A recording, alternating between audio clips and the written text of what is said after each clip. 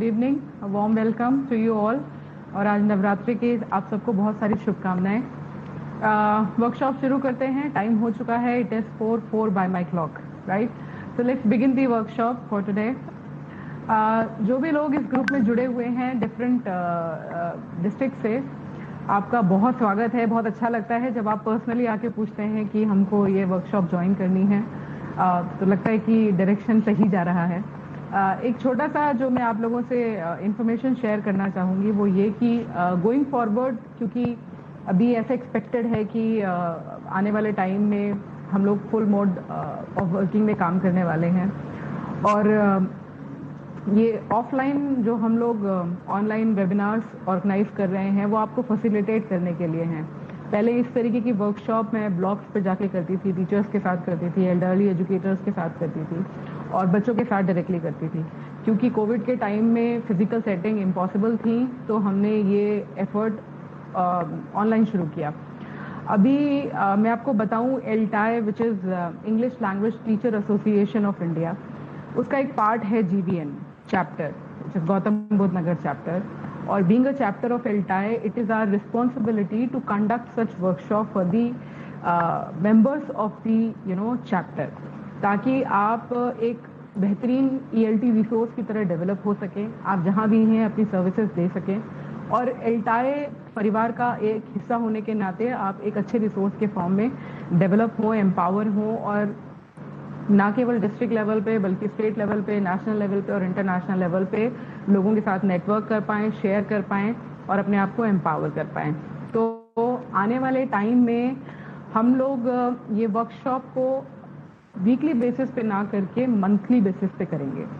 और मैं रिक्वेस्ट करूंगी हर उस व्यक्ति से जो इन वर्कशॉप को पसंद कर रहा है, ये वर्कशॉप आपको अगर मदद कर रही हैं, तो please feel free to become a member of GBN chapter, क्योंकि आने वाले टाइम में ये बहुत स्पेसिफिक हो जाएंगी केवल और केवल चैप्टर मेंबर्स के लिए। अब आप सोचेंगे कि चैप्टर का मेंबर कैसे बनना है। आप देखिए, ये पूरी एक सिस्टमैटिक प्रोसेस है। एलटाई इंडिया, जो कि इंडिया के हर स्टेट में इसके अपने चैप्टर हैं, और प्राइमरी लेवल से लेकर upper primary level, graduation, post graduation, हर लेवल पे लोग जो ELT के रिसोर्सेज हैं, जो इंग्लिश लैंग्वेज टीचिंग के रिसोर्सेज हैं, चाहे वो इंग्लिश पढ़ाते हैं, नहीं पढ़ाते हैं, किसी भी फॉर्म में they are related, they are associated with the field of English, they are part of it, right. तो आगे आने वाले टाइम में, क्योंकि कोविड से हम लोग धीरे धीरे ट्रांजिशन फेज में हैं, चीज़ें फिजिकली हैपन होना शुरू हो गई हैं, लोगों ने मिलना शुरू कर दिया है। हमारी आने वाली जो इंटरनेशनल कॉन्फ्रेंस है, जो लंदन, जो UK में हेरोगेट में ऑर्गेनाइज की जाएगी इन ईयर 2021, राइट। तो मैं आप लोगों से रिक्वेस्ट करूंगी कि अगर पॉसिबल है आपके लिए, अगर आपके दिमाग में कहीं कोई संदेह नहीं है, अगर आप सच में इंग्लिश को पसंद करते हैं, एक अच्छे रिसोर्स के फॉर्म में आप डेवलप करना चाहते हैं खुद को, तो प्लीज़ आप इसका एक मेंबर बनिए, ताकि आने वाले समय में जो कॉन्फ्रेंसेज अवेलेबल होंगी, जो स्टेट स्पॉन्सरशिप अवेलेबल होगी, वो आपके लिए भी अवेलेबल हो। और हो सकता है कि आने वाले वक्त में ये वर्कशॉप केवल और केवल जो ऑर्गेनाइज्ड फॉर्म में मेंबर हैं GBN चैप्टर के, ये केवल उनके लिए अवेलेबल हों, राइट। तो इसके अलावा जो हम ये वीकली वर्कशॉप कर रहे हैं, आने वाले टाइम में from the month of November हम इसे केवल और केवल मंथली बेसिस पे करेंगे। इसका मतलब ये कतई नहीं है कि जो लोग एलटाई GBN चैप्टर का पार्ट हैं या नहीं हैं, और कहीं आपको ऐसा ना लगे कि ये क्यों ऐसा हो रहा है, ये क्यों आप जो वीकली करते थे वो क्यों मंथली कर रहे हैं। तो आप मेरे YouTube के चैनल को सब्सक्राइब कर लीजिए, आकांक्षा सक्सेना। वीकली बेसिस पे इंग्लिश से रिलेटेड मैं वीडियो वहाँ शेयर करूँगी। Due to my own academic commitments and due to my own official commitments, it is getting difficult for me to organize these workshops on like weekly basis, but that would be okay for me to release a video per week, right? तो मैं आपसे request करूंगी, दो तरीके हैं आपके पास। पहला, आप मेरा YouTube चैनल सब्सक्राइब कर लें, आकांक्षा सक्सेना, जिस पर मैं इंग्लिश के videos, be it communication, be it teaching strategies, be it interacting with your students और विद योर मेट्स और विद योर कोलीग्स और लैंग्वेज पार्टनर, जितने भी फैसिलिटेटिंग जो मोड्स हैं उन पे मैं बात करूंगी, आपके साथ वीडियो शेयर करूंगी। दैट विल हेल्प यू, और उसके लिए आपको कोई मेंबरशिप लेने की जरूरत नहीं है। It is completely your call how you want to attend it. दूसरी चीज़, अगर आप उसके साथ कंफर्टेबल नहीं हैं तो आप एल्टाई का मेंबरशिप ले लें, जिसमें जो भी आगे हम काम करेंगे या जो भी हमारी फ्यूचर में आने वाली अपॉर्चुनिटीज़ हैं, जिसमें हम इंटरनेशनली अपने आप को, अभी जैसे पिछले साल हम 21 लोग ने आईनेट की कॉन्फ्रेंस में पार्टिसिपेट किया था, तो ये पहली बार था कि Uttar Pradesh basic education department से 21 लोग हैदराबाद गए थे, एक इंटरनेशनल कॉन्फ्रेंस में पार्टिसिपेट किया था, और हम में से 2 लोगों ने वहाँ पर पेपर प्रेजेंट भी किया था, और मैं आशा करती हूँ कि इस बार बहुत सारे लोग होंगे जो पेपर प्रेजेंट करेंगे। तो हमने एक अलग छाप छोड़ी थी वहाँ पर।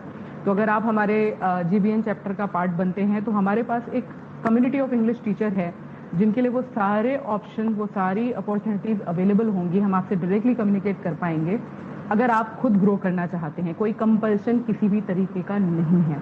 एल्टाई का एक मेंबरशिप पेमेंट है जो डायरेक्टली एल्टाई को जाता है, उसमें मेरा कहीं कोई रोल नहीं है। The only role I have is to facilitate you as a mentor, as a chapter head, that is it, right. तो कोई भी गलतफहमी अपने दिमाग में मत रखिएगा कि this is a system of earning और something like that. It is just a structural part of LTI, how you can become a member so that the future opportunities will be open for you. अगर आपके पास इससे related कोई भी question हो तो आप उसे अपने पास रखें और एंड में आप मुझसे पूछ सकते हैं। जो लोग ऑलरेडी LTI चैप्टर GBN का पार्ट है उन्हें कोई टेंशन लेने की जरूरत नहीं है। उनकी मेंबरशिप नंबर उनको दे दिए गए हैं। जिनको नहीं मिले हैं उनके इन प्रोसेस हैं। कोविड के चलते कुछ कम्युनिकेशन गैप है, लेकिन आप बिल्कुल निश्चिंत रहें। अगर आपने अपना पेमेंट दे दिया है, अपनी इन्फॉर्मेशन दे दी है, तो आपको जल्दी ही आपका LTI का जो मेंबरशिप नंबर होता है वो मिल जाएगा, जो आपको हेल्प करेगा आगे किसी भी तरीके की अपॉर्चुनिटी को एक्सप्लोर करने में, राइट। तो आई होप दिस इज क्लियर। तो ये आज हमारी वीकली वर्कशॉप का आखिरी वीकली वर्कशॉप है। आने वाले टाइम में from the month of November हम इसको मंथली बेसिस पे किया करेंगे। तो one workshop each month. So it may be in the beginning of the month or in the middle of the month or at the end of the month. जैसा भी होगा we will keep you informed. Right? For time being आप मेरा YouTube channel जरूर subscribe कर लें, क्योंकि वहाँ पर आपको रेगुलर इंग्लिश रिलेटेड मेरे जो वीडियोज़ हैं वो आपको मिलते रहेंगे। अब हम शुरुआत करते हैं आज के अपने टॉपिक की। आज का टॉपिक में आप देख रहे होंगे कि मैं आपसे कोई PPT शेयर करने वाली नहीं हूँ। उसका रीज़न ये है कि कुछ साल पहले गूगल ने और एप्पल ने एक स्ट्रैटेजी अपनाई अपने कलीग्स के लिए, जिसमें उन्होंने बोला कि जब भी हमारा कोई एम्प्लॉय किसी दूसरे एम्प्लॉय के साथ बात करेगा या अपनी टीम मेंबर्स के साथ कम्युनिकेट करेगा या किसी भी तरीके का इंटरेक्शन करेगा तो PPT का यूज़ नहीं होगा। ऐसा रिसर्चेस बताती हैं कि जब आप PPT का यूज़ करते हैं तो आप अपने रियल प्रेजेंटर को दबा देते हैं, वो डिविएट हो जाता है, वो डाइवर्ज हो जाता है, और जो आपकी इननेट कैपेबिलिटी है ऑफ प्रेजेंटिंग योरसेल्फ वो कहीं साइड हो जाती है, क्योंकि आपका अटेंशन 2 पार्ट पे बढ़ जाता है। एक पार्ट आपकी PPT क्या कहती है और आपको उसके साथ किस तरह से सिंक्रोनाइज करना है। तो चूंकि आज हमारा टॉपिक था how to improve your communication skills, और मुझे लगा कि स्टीव जॉब्स ने और जो एप्पल कंपनी और गूगल कंपनी ने इस एक पर्टिकुलर एफर्ट को इम्प्लीमेंट किया, तो इसका आज रोल देखते हैं, right? So today we have no PPT. Reason being, we are going to work on the skills which are going to help you in improving your communication part. किसी का mic on है, I believe, right? तो फटाफट से आप लोग अपने chat box पे जाएं और एक लाइन में मुझे बताएं what do you mean by communication skills. फटाफट से अपने चैट बॉक्स पे जाएं और जल्दी जल्दी लिखिए। अगर आपके पास कोई एक शब्द है जो कम्युनिकेशन स्किल को प्रेडिक्ट कर सकता है, कोई एक शब्द, टू इंटरैक्ट, यस, अपने अपने हिसाब से, to effectively communicate, practice, clarity, okay, to express, chit chat, okay, expressed, conversation, to express, हाँ, that's right, to express, mutual understanding, express your ideas, views, exchange of ideas and thoughts. Yeah, keep on sharing. What do you mean by communication skills? Communication means communication. Practice, okay.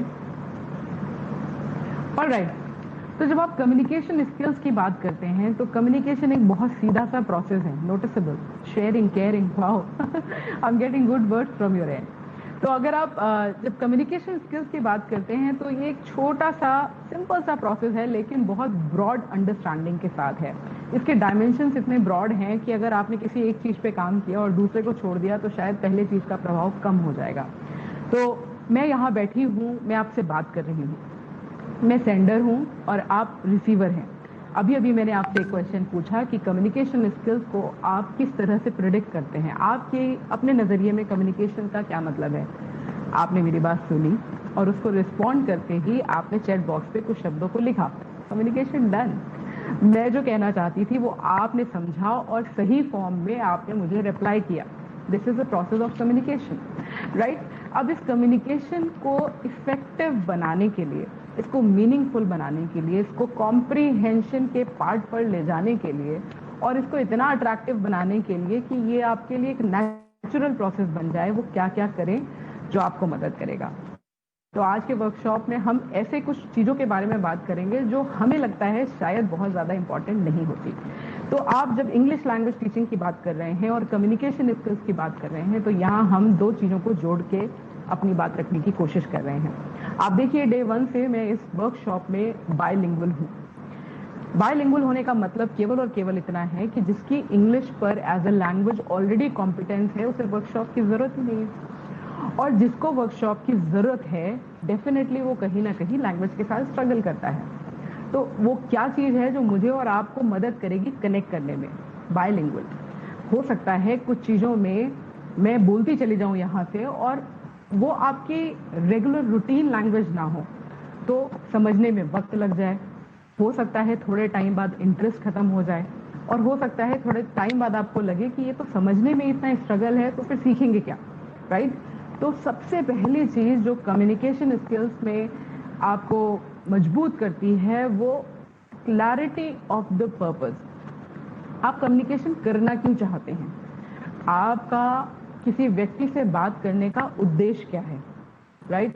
आप किसी formal purpose के लिए बात करना चाहते हैं या informal purpose के लिए बात करना चाहते हैं। आप किसी से इंग्लिश में बात ही इसीलिए करना चाहते हैं ताकि आप उसे बता पाएं कि आपको भी इंग्लिश आती है, या आप इंग्लिश के कुछ फंक्शनल वर्ड्स को इसलिए यूज करना चाहते हैं ताकि आपका काम ना रुके, या आप दूसरे व्यक्ति से कनेक्ट करने के लिए इंग्लिश बोलना चाहते हैं, या आप दूसरे व्यक्ति को ये बताना चाहते हैं कि आप भी लैंग्वेज सीख रहे हैं। तो ये आपका अपना स्पेसिफिक पर्पस हो सकता है। तो आप जब कम्युनिकेशन के लिए, बार बार मैं इस बात को कहती हूँ, सब्जेक्ट की तरह पढ़ना एक अलग चीज़ है और लैंग्वेज की तरह पढ़ना एक अलग चीज़ है when it comes to English. हम जब कम्युनिकेशन स्किल्स की बात कर रहे हैं तो हम इंग्लिश को एक लैंग्वेज की तरह ट्रीट कर रहे हैं, और जब हम लैंग्वेज की तरह ट्रीट करना चाहते हैं तो बहुत क्लियर है, purpose of using the language should be very clear. तो पहली चीज़ जो आपको ध्यान रखनी है वो ये कि जब भी आप किसी से कम्युनिकेट करें तो आपके दिमाग में purpose of using the language should be very clear.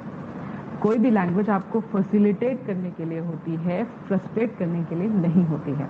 तो आप ऐसी भाषा का प्रयोग करें जो आपको मदद करता है दूसरे तक आपके भाव को पहुंचाने में। आप जो मैसेज दूसरे व्यक्ति तक पहुंचाना चाहते हैं वो बिना किसी रुकावट के पहुंच जाए।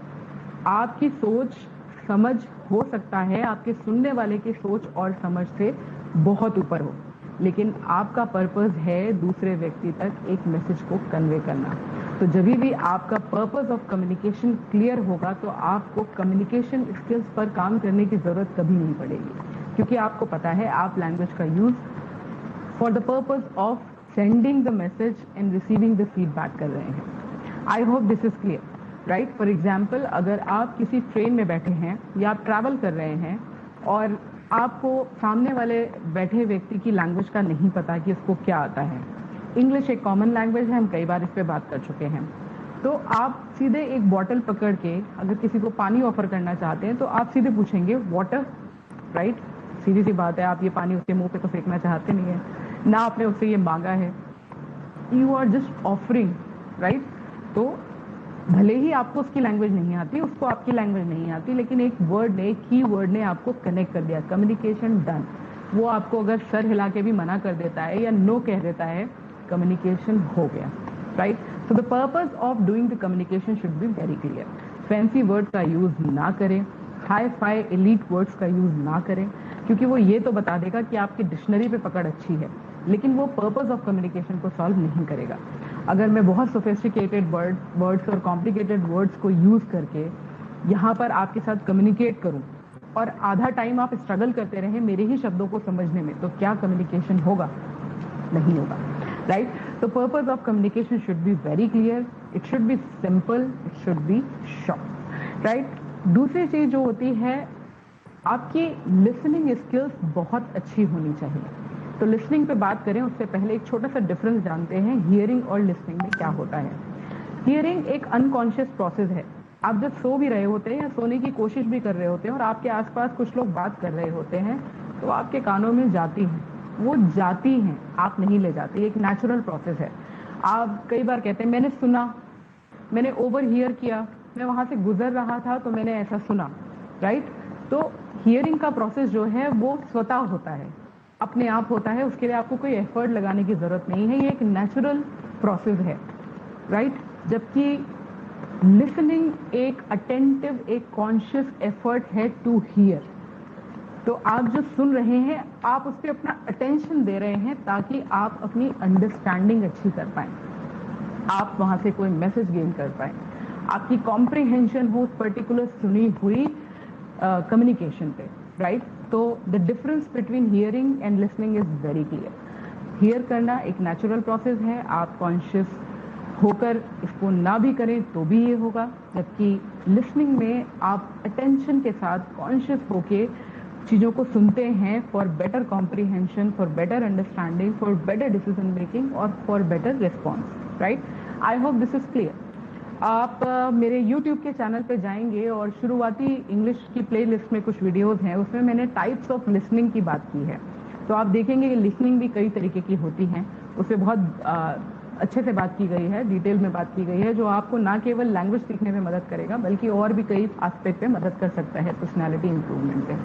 तो जब आप लिसनिंग की बात करें तो सब कुछ सुनना ज़रूरी नहीं है और सब कुछ सुनना अवॉइड करना भी अच्छा नहीं है। तो कई तरीके की लिसनिंग होती है, जनरल लिसनिंग होती है जिसमें आप सब कुछ सुनते हैं और कुछ भी रिटेन नहीं करते, राइट? कुछ सेलेक्टिव लिसनर्स होते हैं कि सामने वाला व्यक्ति आपसे कोई भी बात कहे और आप केवल वो सुनते हैं जो आप सुनना चाहते हैं। एक बार गांधी जी के पास अंग्रेजों की तरफ से एक लेटर आया और उस लेटर में एक पिन लगी हुई थी, लेटर इंग्लिश में था, गांधी जी को दिया गया। तो गांधी जी ने लेटर लिया, लेटर देखा, उसकी पिन निकाली और लेटर वापस कर दिया। तो उनसे पूछा आपने ऐसा क्यों किया? तो उन्होंने बोला जो मेरे काम की चीज थी मैंने वो रख ली, right? This is what we call, आपको कुछ भी प्रपोज किया गया, आपको कुछ भी दिया गया, लेकिन आपने वो रखा जो आप चाहते हैं। सो बी अ सेलेक्टिव लिसनर। तो किसी भी लंबे कम्युनिकेशन में इंग्लिश के पॉइंट ऑफ व्यू से मैं इसको बहुत अच्छा पॉइंट मानती हूँ for improving your communication skills, कि हो सकता है कि एक व्यक्ति की पूरी भाषा आपके किसी काम की ना हो, इंग्लिश पे आपकी पकड़ अच्छी नहीं है, हो सकता है आपको वर्ड्स भी अच्छे से समझ में ना आए, लेकिन जब कोई आपसे बात करे तो की पॉइंट्स को कैच करें, अटेंटिवली सेलेक्टिव लिसनर बनिए ताकि आप कम्युनिकेशन को प्रोसीड कर पाएं। जैसे किसी ने पूछा where are you going, right? तो अगर मान लीजिए आपको उसको पूरे सेंटेंस का कोई मतलब भी नहीं पता, तो आपने वेयर पे ध्यान दिया और गोइंग पे ध्यान दिया, वेयर पे नहीं भी दिया तो गोइंग पे दिया, राइट? तो आपने थोड़ा सा अंदाजा लगाया कि इसका मतलब क्या हो सकता है। तो गोइंग मतलब जाना, राइट? कैचिंग वर्ड्स, की वर्ड्स को आपने सिलेक्टिवली लिसन किया, तो आप रिस्पॉन्ड कर सकते हैं। मार्केट, तो आपने पूरा नहीं बोला I am going to the market, आपने बोला मार्केट, राइट? तो बेटर कम्युनिकेशन स्किल्स के लिए जहां पर लोग आपसे फ्लुएंसी में बात कर रहे हैं, आप उनको रिस्पॉन्ड करना चाहते हैं, खुद को एक अच्छा कम्युनिकेटर बताना चाहते हैं, नेचुरल कम्युनिकेटर बताना चाहते हैं, तो सेलेक्टिव लिसनिंग पर काम करने की कोशिश करिए। तो दूसरी चीज जो मैंने आपको बताया कि आप सेलेक्टिव लिसनर बने, आप कीवर्ड्स को कैच करें। कीवर्ड्स को कैच करना इसलिए जरूरी है क्योंकि उन्हीं पर बेस करके आप अपना रिस्पॉन्स देंगे, और जब आप रिस्पॉन्स देंगे तो कम्युनिकेशन आगे बढ़ेगा।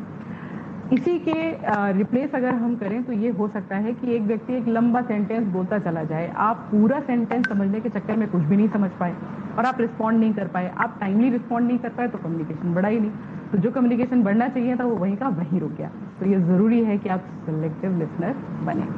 तीसरी चीज और बहुत इंपॉर्टेंट चीज, जब आप चीजों को सुनते हैं कॉम्प्रिहेंड करते हैं तो रिस्पॉन्स देने में थोड़ा सा टाइम लगाएं, क्योंकि आप जल्दी से रिस्पॉन्स देंगे तो हो सकता है हड़बड़ाहट में जो रिक्वायर्ड रिस्पॉन्स है वो ना निकले, कुछ और निकल जाए, कुछ गलत वर्ड का सिलेक्शन हो जाए।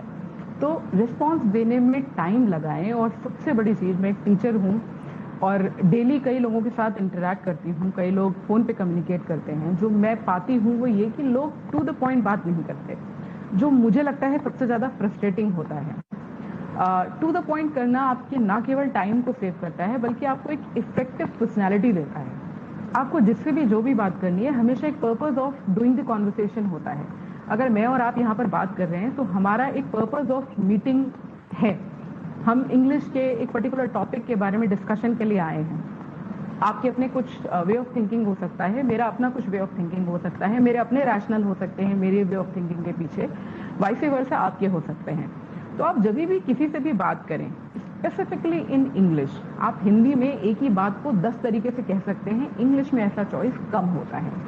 आप देखें जब आप क्वेश्चन पेपर में आंसर करते हैं और स्पेशली जब आप हायर एजुकेशन की बात करें और ह्यूमैनिटीज़ के सब्जेक्ट की बात करें तो आप कई बार कहते हैं कि मैं तो बिना पढ़े दे आया, क्योंकि आपने एक ही बात को 10 तरीके से कहने की कला सीखी हुई है। हम लोग अपनी रोज़मर्रा की लाइफ में ये करते हैं, लेकिन सच मानिए जैसे ही आप अपना मुंह खोलते हैं in terms of communicating with someone, वहीं पता चल जाता है कि आपका लेवल ऑफ अंडरस्टैंडिंग क्या है, आपकी अपनी पर्सनैलिटी क्या है, क्या आप सच में वो हैं जो आप दिखाने की कोशिश कर रहे हैं। तो कम शब्द बोलें, उतना ही बोलें जितना रिक्वायर्ड हो, और फोकस कम्युनिकेशन करें।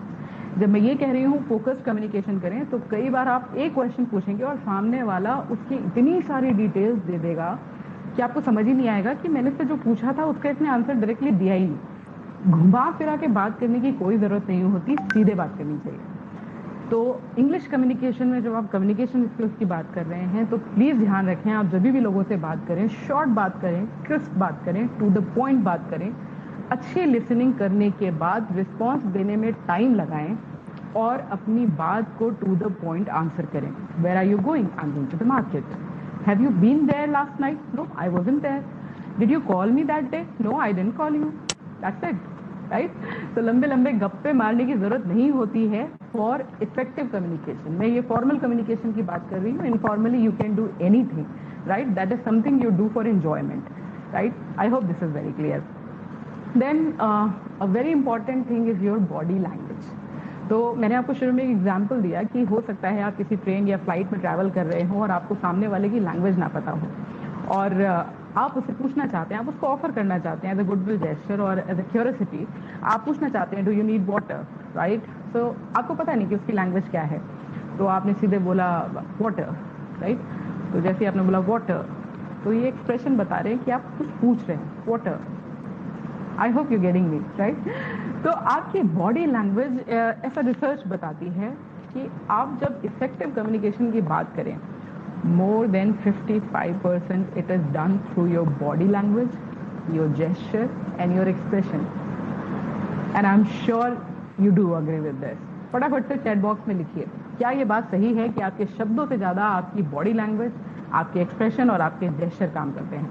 हाँ या ना में फटाफट लिखिए, और अगर आप इससे अग्री नहीं करते तो भी लिखिए। लैंग्वेज को प्रेजेंट करना एक अलग चीज़ है।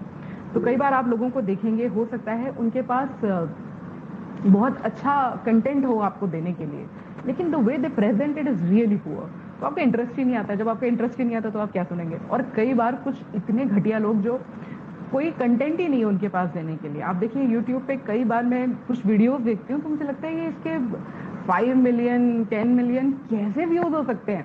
जो इंसान स और शाह की गलती कर रहा है या फिर जो अपनी बात को सीधे नहीं रख पा रहा, जिसका सेंटेंस फॉर्मेशन इतना पुअर है, लोग उसको कैसे सुन सकते होंगे? तो वो काम करता है how a person look, right? और किस तरह से वो अपनी बॉडी लैंग्वेज, अपने एक्सप्रेशन को यूज करता है। तो इसका मतलब कोई ना कोई चीज है जो ऑडियंस को बांधे रखी है। I hope this is very clear. तो बॉडी लैंग्वेज का, आपके एक्सप्रेशन का और आपके काइनेस्थेटिक का बहुत बड़ा रोल होता है आपके कम्युनिकेशन पे। हमेशा ध्यान रखें, आप जब भी लैंग्वेज को यूज कर रहे हैं तो ये सब सिंक्रोनाइज होने चाहिए, इनमें हार्मनी दिखे। ऐसा बिल्कुल भी ना हो कि आप बोले I would like to come for the party, right? तो ये दो अलग अलग तरीके के एक्सप्रेशन है। I would like to come for the party, right? So this would not go with the flow. तो आप जो भी बोले वो आपकी आंखें बोले, राइट? आपके शब्द, आपके एक्सप्रेशन बयां करें। इस पे थोड़ा सा काम करने की जरूरत होती है इनिशियली, ये बिल्कुल जरूरी नहीं है। एक बार किसी ने मुझे पूछा कि ma'am when you use your hand, right, आप अपने हाथ चला चला के बात करते हैं, ये आपने सीखा है या फिर ये हो जाता है? तो it was like a difficult question for me. I said I really don't know. ये हो जाता है, मुझसे तो हो ही जाता है। मैं कभी ऐसे इंटेंशनली नहीं चाहती कि मैं अपने हाथों को बहुत चलाऊं, लेकिन सच मानिए मुझे कई बार फीडबैक मिलता है कि आप अपने वीडियोस में थोड़ा स्टिल रहा करें, शांत बैठा करें, हाथ पैर जरा कम चलाया करें। तो मैं कहती हूँ this is my natural expression. ये जब तक शब्द ही तब निकलेंगे जब ये चलेंगे, राइट? क्योंकि एक माइंड मैपिंग होती है, एक फ्लो ऑफ थॉट होता है जो आपकी काइनेस्थेटिक के साथ रन करता है। तो ये सबका अपना अपना तरीका है। किसी का बहुत अच्छा हो सकता है, कुछ को काम करने की जरूरत हो सकती है, लेकिन सच मानिए जो आपका ओरिजिनल है ना, उसको आप बढ़ाइए, उस पर काम करिए। लोगों पे कॉपी मत करिए, लोगों को देखकर उनको इमिटेट करने की कोशिश मत करिए, क्योंकि जो आपके पास है ना वो अपने आप में अद्भुत है, और जब आप उसको यूज करेंगे तब समझ में आएगा कि वो दूसरे से कितना डिफरेंट है। तो बहुत जरूरी है हाउ फास्ट। तो ये बहुत जरूरी है कि आप लोग अपने एक्सप्रेशन को पूरी तरीके से यूज करें, अपनी बॉडी लैंग्वेज को श्रिंकनाइज करें जो आप कह रहे हैं। तो ये ध्यान रखें कि आप जब भी बात करें आपके इमोशन, आपके एक्सप्रेशन, आपके जेस्चर, आपके वर्ड्स के साथ मैच करें।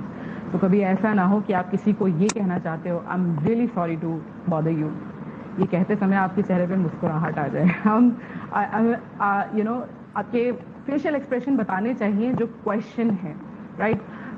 I wonder if you do this for me, I would really love if you can do this for me, right? तो आपके फेशियल एक्सप्रेशन आपके शब्दों को सपोर्ट करें, ना कि कंफ्यूजन क्रिएट करें। तो एक्सेसिव यूज ऑफ एक्सप्रेशन भी गलत है, एक्सेसिव यूज ऑफ जेस्चर भी गलत है। तो हार्मनी बिठाए रखें। आप जो कह रहे हैं वो आपकी बॉडी, आपके हाथ, आपकी आंखें, आपके फेशियल एक्सप्रेशन, आपकी पूरी बॉडी लैंग्वेज आपको सपोर्ट करे।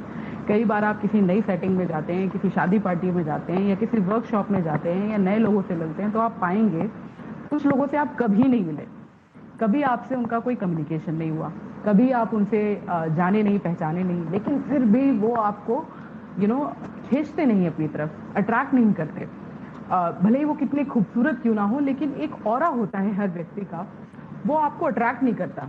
तो और उसी के कंपैरिजन में कोई एक ऐसी पर्सनालिटी जिसमें हो सकता है उतनी खूबसूरती ना हो, लेकिन उसका ऑरा इतना स्ट्रांग होता है कि आपका बार बार मन करता है कि आप उसे देखें, आपका बार बार मन करता है कि आप उसे सुने, आपका बार बार मन करता है कि बस उसको देखते ही जाए, राइट? तो ये एक अट्रैक्शन ऑफ पर्सनालिटी होता है जो आपके बैलेंस होने से आता है। आप कितने अंदर से और कितने बाहर से अपने आप को हार्मोनाइज करते हैं। तो आप जो नहीं है वो दिखने की कोशिश करेंगे तो डेफिनेटली आप खुद को ही जस्टिफाई नहीं कर पाएंगे। तो जो आप नहीं हैं उसे दिखाने की कोई जरूरत ही नहीं है, क्योंकि जो आप हैं वो अपने आप में ही पूर्ण है। I hope this is very clear. I am not trying to make it complicated, but I am just trying to tell you कि communication more than 55% it is completely in your hand, right? Language सीखना और उसको present करना दो अलग अलग चीजें हैं।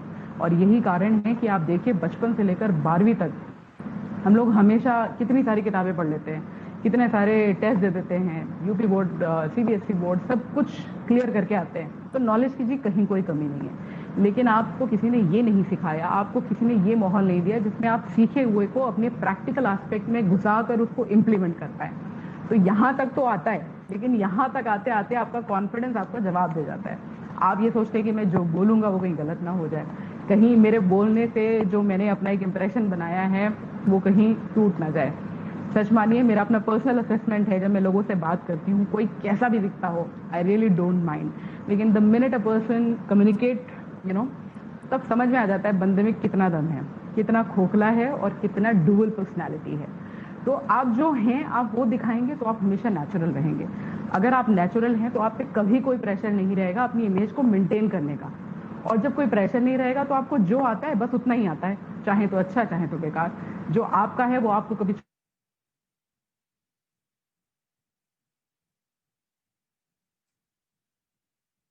अपने आप को एक्सप्लोर करिए, आपको जो आता है उसको बेस्ट तरीके से रिप्रेजेंट करिए, लोगों से कम्युनिकेट करें, खुल के कम्युनिकेट करें, नेचुरली कम्युनिकेट करें।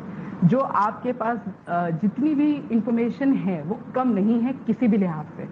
आपको बस एफर्ट करना है उस आते हुए को सामने लेके आना, और वो आप तभी ला पाएंगे जब आप किसी को इमिटेट ना करें, आप जो हैं उसमें कॉन्फिडेंट फील करें और उस कॉन्फिडेंस के साथ उसको सामने प्रेजेंट करें।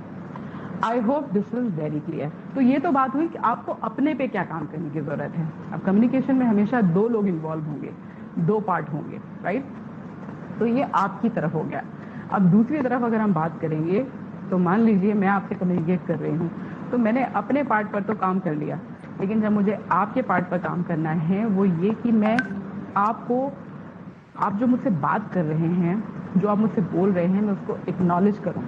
तो एक्टिव लिसनिंग भी सबसे पहली चीज है कि सामने वाले को वो कंफर्ट देना कि वो आपसे कम्युनिकेट करे, राइट।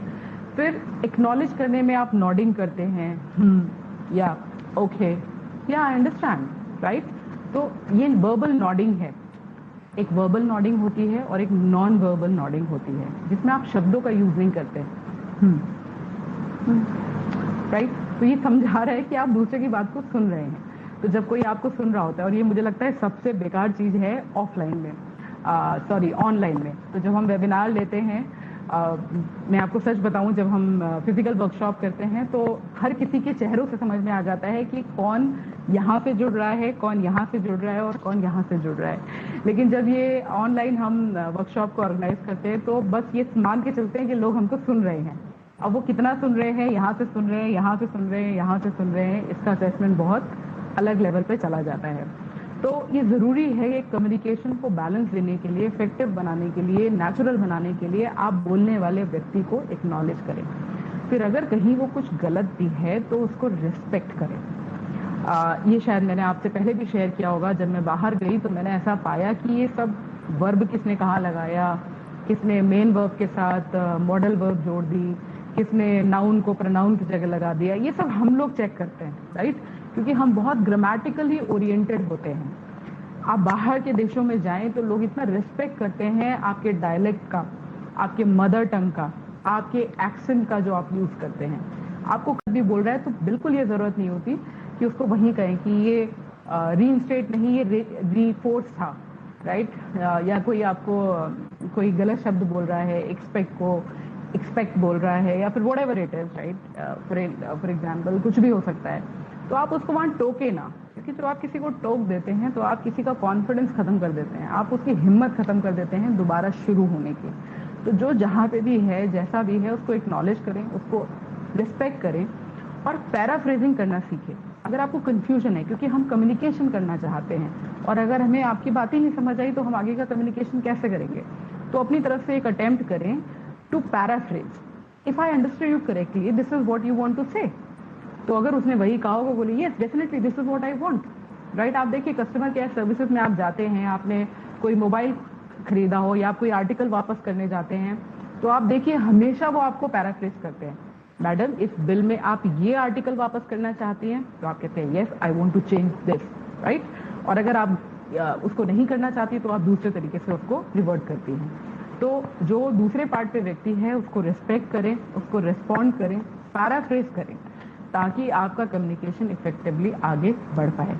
इसके साथ साथ कुछ ऐसी चीजें जो बहुत जरूरी हैं, एक तो आपका साइकी। अगर आप पहले से ही किसी व्यक्ति के बारे में प्री ऑक्यूपाइड होंगे, फॉर एग्जाम्पल अगर यहाँ पर अभी जितने भी लोग जुड़े हुए हैं यूट्यूब चैनल पे जो देख रहे हैं, जैसे भी लोग जुड़े हुए हैं, इनमें से हो सकता है कुछ व्यक्ति केवल इसलिए हों कि उनको एक सर्टिफिकेट मिलता हो, तो वो शुरू से ही बैठ के बोलेंगे ये तो आएंगी और बोलती चली जाएंगी, इनको कोई मतलब नहीं है, ये कुछ भी बोलती हैं, इनका किसी को समझ में भी आता है। तो ये प्री ऑक्यूपाइड होना है। हो सकता है एक पर्टिकुलर टॉपिक आपके लिए बिल्कुल भी इंटरेस्टिंग ना हो, और हो सकता है किसी दूसरे टॉपिक पे आपको सारी इन्फॉर्मेशन मिल जाए।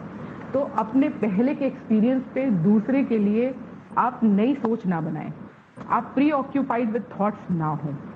ये बहुत ज़रूरी है। एक अच्छे अच्छे कम्युनिकेशन की ये पहचान है कि आप बहुत न्यूट्रल रहें, चीज़ों को ब्लैक एंड वाइट में ना देखें, जैसी आ रही हैं वैसे ही उनको रिसीव करें और फिर एनालाइज करें, ये आपका हक है, राइट। लेकिन प्री ऑक्यूपाइड थॉट के साथ किसी के बारे में गलत ही सोचना या किसी के बारे में इतना पॉजिटिव सोच जाना कि वो कुछ भी गलत कह रहा है वो भी आप बाय कर ले रहे हैं। तो आप एक सेंसिबल ह्यूमन बीइंग हैं, आपकी अपनी एक सोच है, एक समझ है, उसको अप्लाई करें और अकॉर्डिंगली अपनी अंडरस्टैंडिंग को बेहतर करते हुए आगे बढ़ें। I hope this is very clear. So almost what I want to convey today effective communication is just the state of mind, right? Communication हर कोई व्यक्ति करता है, जिसको कम इंग्लिश आती है वो भी करता है, जिसको ज़्यादा आती है वो भी करता है। कई बार दो लोग बहुत अच्छी इंग्लिश बोलते हैं और आपका बस मन करता है कि तुम बोलते रहो और हम सुनते रहें। ऐसा आप भी कर सकते हैं, आपको बस एक कोशिश करने की ज़रूरत है। थोड़ा सा अपने आप में हिम्मत लाएं। अपने लैंग्वेज पार्टनर पे अभी मेरे पास 2 दिन पहले किसी का एक मैसेज आया और उन्होंने मुझे लिखा कि I got an excellent language partner due to your workshop and I'm really very happy. तो मैं चाहूंगी कि जितने लोग इस वर्कशॉप में जुड़े हुए हैं, जो हमारे डिफरेंट ग्रुप्स पे जुड़े हुए हैं, आपस में इंटरैक्ट करिए। जब एक कॉमन पर्पस है तो सच मानिए आपको कोई फीस नहीं देनी पड़ रही, आपको किसी 2 या 3 घंटे की क्लासेस नहीं करनी पड़ रही। इस उम्र पे आप किसी इंग्लिश स्कूल में जाके लैंग्वेज लर्निंग का कोर्स भी नहीं करेंगे। और मैं आपको सही बता दूं, आपको जितनी कम्युनिकेशन के पार्ट पे नॉलेज चाहिए आपको ऑलरेडी है। This is just you need to put it into the real time practice. तो वो तभी होगी जब आप बात करेंगे। ये एक प्रैक्टिकल स्किल है जो विदाउट प्रैक्टिस नहीं आ सकती। तो कम्युनिकेशन इफेक्टिव करने के लिए आप नेचुरल रहिए, कम बोलें, टू द पॉइंट बोलें, अपने आप को रिस्पेक्ट करें, जिसको बात कर रहे हैं उसको रिस्पेक्ट करें, और फोकस करें कि आप किसी इंप्रेशन के लिए बात नहीं करने जा रहे। तो जब इंप्रेशन बनाने का कोई प्रेशर नहीं है तो आपको जो आता है उसको रख दीजिए। अगर गलत भी हुआ तो आपके पास से क्या जाएगा? मैं कहती हूँ अगर आप गलत भी करेंगे तो कम से कम आपको ये तो समझ आया कि जब मैं ऐसा कुछ करूंगा या करूंगी तो वो गलत होगा। That means I need to work on it. I hope this is very clear. तो अब अगर आपके पास रियल टाइम बेसिस पे जो कंटेंट मैंने आपके साथ शेयर किया, जो बात हमारी हुई, ये बहुत नेचुरल है। इसके लिए मैंने कहीं कोई किताब या बस थोड़ी सी रिसर्चेस देखी हैं जो ह्यूमन बीइंग को मदद करती हैं। साइंटिफिकली प्रूवन टेक्निक्स हैं जो, उन पे मैं बात करना चाहती हूँ हमेशा, ताकि वो मुझे और आपको प्रैक्टिकली यूज करें। ये केवल workshop for the sake of doing workshop नहीं होनी चाहिए, इसके फायदे होने चाहिए। So I always go by research based work. तो अब अगर आपका कोई भी क्वेश्चन है real time based, feel free to ask, right? So मेरी टीम ने यहाँ पर पूरा फीडबैक लिंक शेयर कर दिया है आपके अल्फाबेटिकल नेम के वाइज, आप उसको फिल कर सकते हैं। अगर आपका कोई भी क्वेश्चन है बिल्कुल खुल के पूछिए। ये मुझे लगता है अभी तक हमने जितनी भी वर्कशॉप ली है ये सबसे ज्यादा इंपॉर्टेंट टॉपिक है, क्योंकि ultimately this is going to help you. तो कोई भी क्वेश्चन है बिल्कुल फ्रीली पूछिए। ये ग्रुप ऑफ पीपल है जिनका सेम थॉट प्रोसेस है, इसीलिए हम एक साथ जुड़े हुए हैं। तो जस्ट वांट टू आस्क कि जब हम कम्युनिकेट करते हैं specially in English language, we become sometimes grammar conscious. So as you say that language is another thing, and when we speak, when we communicate, we shouldn't be so much grammar conscious. तो मतलब ये avoid नहीं हो पाता, तब भी कहीं ना कहीं वो दिमाग चला जाता है कि नहीं, अरे मैंने वॉज बोला, वन बोला या आर बोला, तब मेरे साथ भी प्रॉब्लम काफी होती है। How can we avoid that? Avoid तो करना ही नहीं है मैम, केवल ये ध्यान रखना है जब हम किसी से कम्युनिकेट कर रहे हैं, एक छोटा सा इसके लिए प्रैक्टिस हम ये कर सकते हैं। एक्चुअली में जो शुरू से हमारी पढ़ाई हुई है ना, वो इंग्लिश को हमने कभी एक लैंग्वेज की तरह ट्रीट किया ही नहीं, हमने हमेशा एक सब्जेक्ट की तरह ट्रीट किया। और हमें शुरू से सिखाया गया कि लैंग्वेज ये सब्जेक्ट है, इसका स्ट्रक्चरल पार्ट ये है, ग्रामेटिकल पार्ट ये है, शुरू से ही नाउन से शुरू करते हैं हम लोग। तो वो नंबर लाने के लिए तो ठीक है, लेकिन when you directly put it into practice तो ये चैलेंज बन जाता है, क्योंकि अभी भी दिमाग उस ट्रांसलेशन में घुसा होता है। तो शुरुआत में आप एफर्ट करें कि आप अपने आप को इस रूल बेस्ड टेक्नोलॉजी मेथडोलॉजी से थोड़ा सा अलग करें। उसके लिए आपको कॉन्शियस होना पड़ेगा। हो सकता है आप डज की जगह डिड लगा जाएं, हो सकता है आप एन एज अ वावल आप यूज करना भूल जाएं, या आपने ए की जगह द यूज कर दिया, तो उससे क्या फर्क पड़ गया? आपको खुद को, आपको अपनी एंजाइटी को ट्रीट करना है। ये बहुत कॉमन एंजाइटी है to lose control over whatever you have learn till date, right? तो आपको यहाँ पर अपने आप को कंट्रोल करना है, अपनी एंजाइटी को ट्रीट करना है कि अगर मैंने डिड की जगह डज लगा दिया और मेरा कम्युनिकेशन का जो मतलब था वो सामने वाले तक पहुंच गया, राइट? तो इसमें कुछ बिगड़ा नहीं।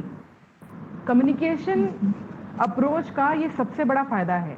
अगर आप लर्निंग लैंग्वेज को देखें तो अलग तरीके की ऑडियो बायोलिंगुअल अप्रोच है, ग्रामर अप्रोच है और कम्युनिकेटिव अप्रोच है। To learn English, right? तो कम्युनिकेटिव अप्रोच का सबसे बड़ा फायदा ये है कि ये फोकस करता है कि जो मैसेज आप देना चाहते हैं वो रिसीवर तक पहुंच गया और रिसीवर ने वापसी आपको रिस्पॉन्स दे दिया। अगर इतना काम 2-4 मिस्टेक के साथ हो भी रहा है, feel free to do that. ऐसा हमेशा नहीं होगा। एक बार आप लैंग्वेज के साथ कंफर्ट सेट कर लेंगे, उसके बाद आप बहुत आराम से इस पे काम कर पाएंगे। ये बिल्कुल ऐसा ही है जैसे शुरुआत में आप ABCD लिखना शुरू करते हैं, उसके बाद आप कर्सिव राइटिंग पे आते हैं, पहले आप छोटे छोटे वर्ड्स लिखते हैं, फिर आप बड़े बड़े सेंटेंसेस लिखते हैं। तो सबसे पहली चीज है आपका लैंग्वेज के साथ कंफर्ट सेट करना। वो कंफर्ट सेट करने के लिए आपको खुद को रिलैक्स करना होगा। क्या कभी कोई आपके सर पे डंडा लेके बैठता है कि एक ग्रामर मिस्टेक की तो बाहर भगा दूंगा? ऐसा कभी नहीं होता। You are the master of your own self, right? तो ये आपने अपने दिमाग में सोच रखा है कि अगर मैंने डस की जगह डिड यूज कर लिया तो ये तो इनको समझ में आ जाएगा कि मुझे कुछ नहीं आता, राइट? तो गलती हो भी गई तो उससे कुछ फर्क नहीं पड़ता जब आपका मैसेज क्लियर है तब। अगर मैं दिव्या से बात कर रही हूँ, मैं दिव्या को बोल रही हूँ, Divya does you talk about, बिल्कुल गलत है ये ग्रामेटिकली, लेकिन दिव्या को समझ में आ गया कि मैम मुझसे कह रही हैं क्या तुमने इसके बारे में बात की, राइट? तो I hope you understand my concern. है ना? शुरुआत में अपने आप, और ये तभी होगा जब आप खूब प्रैक्टिस करेंगे, छोटे छोटे सेंटेंसेस इंग्लिश में बनाएं, अपने आप को फ्री छोड़ें मिस्टेक करने के लिए। जब तक गलती करेंगे नहीं तब तक आगे बढ़ेंगे नहीं। तो खूब दबा के गलतियां करिए। गलती करना मानव स्वभाव है, और आप सच मानिए गलती करके जो हम सीखते हैं ना, वो हम रूल बेस्ड मेथोडोलॉजी में कभी नहीं सीख सकते। मैंने तो खूब गलतियां करके सीखा है। मैं तो चाहती हूँ कि मैं एक गलती करूँ, 4 लोग उस पर हंसे, ताकि वो गलती मैं दोबारा कभी रिपीट ना करूँ। तो गलतियां तो होनी चाहिए। जब तक मुंह खोलेगा ही नहीं तब तक गलती होगी ही नहीं, और जब गलती नहीं होगी तो गलती पे काम कैसे होगा? तो आपको कोई दूसरा मॉनिटर नहीं कर रहा है, आपको कोई दूसरा डायरेक्ट भी नहीं कर रहा है। आपको खुद अपने कंफर्ट जोन से निकलना है और एक दूसरे कंफर्ट जोन में जाना है विद दी लैंग्वेज, राइट? तो ये बिल्कुल नेचुरल है, बिल्कुल नेचुरल है, क्योंकि आप एक ग्रामेटिकल अप्रोच से कम्युनिकेटिव अप्रोच में ट्रांजिट कर रहे हैं, और ट्रांजिशन में गलतियां होंगी, इनिशियली होंगी, later on you would yourself work on that, right? Do we have some other question? What is the role of vocabulary in communication? Vocabulary एक स्टोर हाउस है। आप जब भी एक ट्रांजिशन फेज में होते हैं, जो आपके दिमाग में एक बात आई और आपको सामने तक ले जानी है, तो आप अपने स्टोर हाउस में से वो सिलेक्शन ऑफ वर्ड्स करते हैं जो आपको रखना है। तो वोकैबुलरी पे मैंने एक सेशन लिया था और मैंने आपको ये बात बताई थी कि जितना अच्छा वोकैब आपके पास होगा उतना आप बड़ी बात को छोटे फॉर्म में सटीक तरीके से रख सकते हैं। तो वोकैब हो सकता है स्टार्टिंग में आपके पास बहुत पुअर हो, क्योंकि आपका ओरिएंटेशन विद द लैंग्वेज कितना है ये इस पे डिपेंड करता है। तो वोकैबुलरी जितनी ज्यादा होगी उतने आपके पास चूजिंग दी ऑप्शन होंगे, राइट? तो आप क्या कहना चाहते हैं कि दूसरा व्यक्ति अच्छा लग रहा है तो आपने 3 वर्ड यूज कर लिए, लेकिन अगर आपको सुंदर का ब्यूटीफुली पता है तो हो सकता है आप आदमी को भी यही बोल बैठे कि आज आप बहुत ब्यूटीफुल लग रहे हैं, जबकि आदमी ब्यूटीफुल नहीं लगता, औरतें ब्यूटीफुल लगती हैं और आदमी स्मार्ट लगते हैं, राइट? तो रोल है, बिल्कुल है। आपकी जितनी अच्छी पकड़ होगी वोकैब पे उतना आप चीज़ों को अच्छे तरीके से प्रेजेंट कर पाएंगे, बहुत सारे ऑप्शन के साथ। आपकी डिसीजन मेकिंग बढ़िया होगी, फटाफट रख देंगे। तो ये आपको एनहांस करने के लिए है। I hope that is clear. Do we have some other question? Do we have some other question? Thank you. Do we have some other question? So now Hello. I think it is all clear.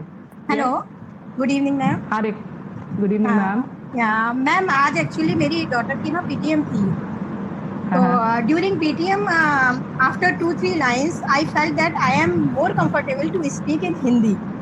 Means I feel myself difficult in to connect the sentences, to form the sentences. Please suggest. देखा ma'am, मैं बार बार इस बात को कहती हूँ कि आपको सबसे पहले लैंग्वेज के साथ कंफर्टेबल फील करना है।